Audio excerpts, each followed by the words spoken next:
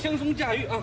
无极的 KU250，KU250是啥样的？还没见过，还没听说过，到时候马上拆箱。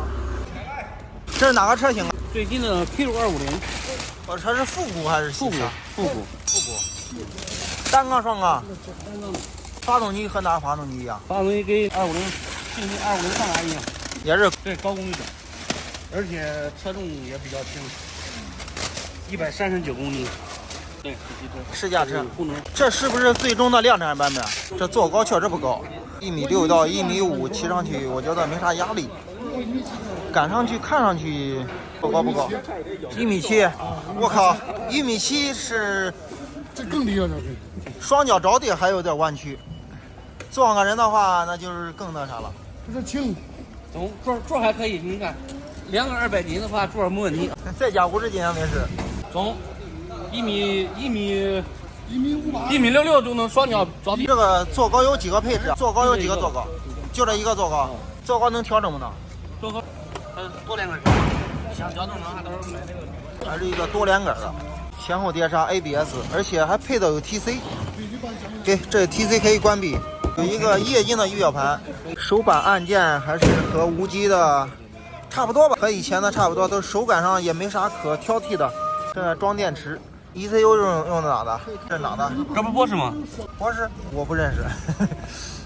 没得前哪是中国的？平常是绿的吧？不是，是绿的。来，我给你照洗一下，这是不是铁的？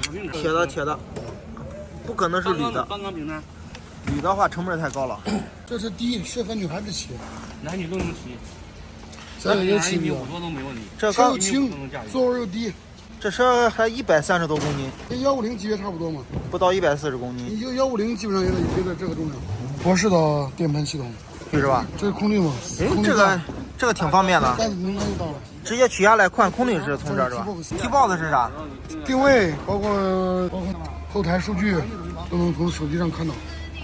哦，这个配置上还挺高的，坐垫也是一体的坐垫。我靠，这个坐垫上面挺高的。练老师，我给练老师微信发给你，电话发给你。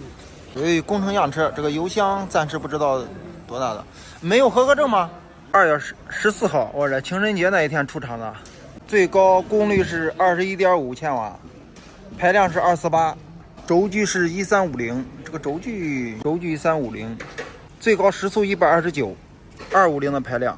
就那啥，这啥？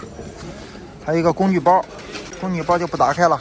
就一个小复古250的小复古，但是这个配置上还是挺高的，而且后面那个牌照架是在这位置，也算这是一个挡泥瓦。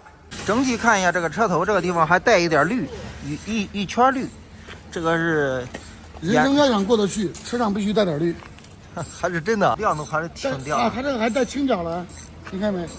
它这个带，你看带这个倾角，你看现在是，那它我坐上去，它这是不是倾角啊？你看。6度、15度、99都没有啊，车没有了，加位。我跟我车299度，你看哪个是日间行车灯啊？看一下，它这个是啥？你看它是这个功能，这是倾角显示，应该是个倾角显示。你又切入去加油吧，去烂前加油。这个大灯是常亮的吗？近光常亮，装上 LED 的，还是一个倒 U 型的，马蹄型的。后面呢？我看一下后面也是一样，这个灯还是挺好看的。辨识度挺高的，踩一下刹车也是一字形的，刹车灯不是太明显。你看，不止这个地方有绿，这有绿，包括轮毂点缀的也有一点绿色。前面是一个双活塞的卡钳，对向双活塞，是一个无极的标志，这是。后面是一个单活塞的，带了哨声。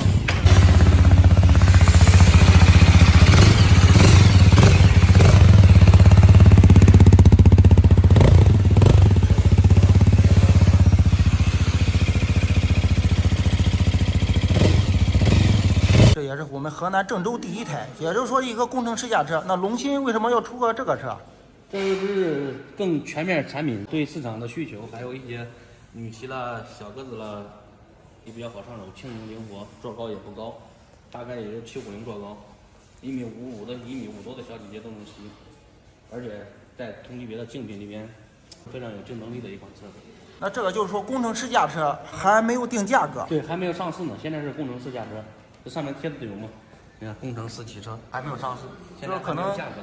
到时候和那量产车还是会有一点区别。量产车可能会多少有一点区别，大致的话应该是没啥变化。外观是不会变化。对，细节上各方面操控上更优化、更调校会更好一点。它的配置还是挺高的。配置啊，前后 ABS， 同身的轮胎，现在是配置的话还是挺高的。